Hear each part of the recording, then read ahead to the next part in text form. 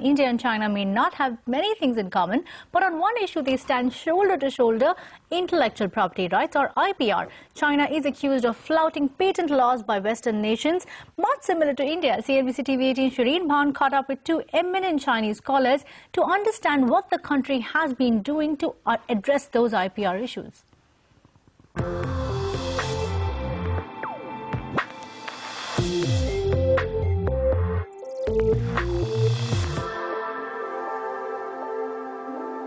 The perception has been that China is all about low-cost manufacturing. The focus is not so much on quality, that China is not really about IPR.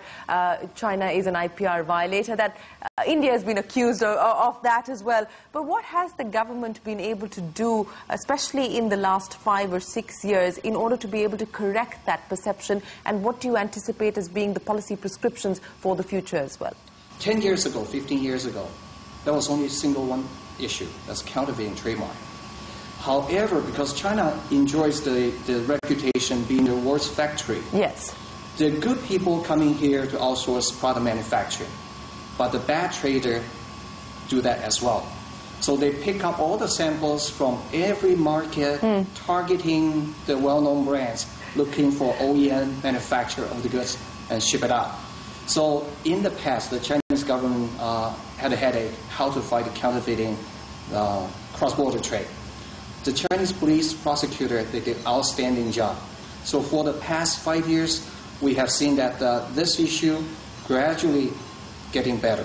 However, we do have members reporting now, because increasing domestic consumption, our members have found that the counterfeiting goods actually start penetrating the 5th, 6th tier cities, counties.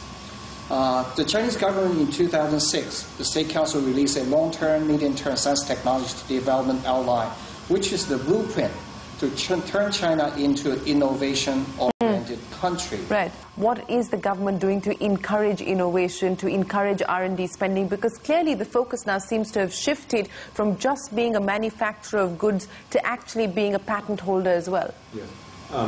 Actually, China, you can say that China is moving from imitation to innovation. Actually, my center has been, here at CIBS, has been researching not what the government does, but what companies, both Chinese and foreign companies, have been doing in terms of R&D-based innovation. And the results are really very interesting. That clearly, Chinese companies are moving up in terms of having innovation as a source of competitive advantage. And of course, the government has declared that as their intention, the next 5-year plan.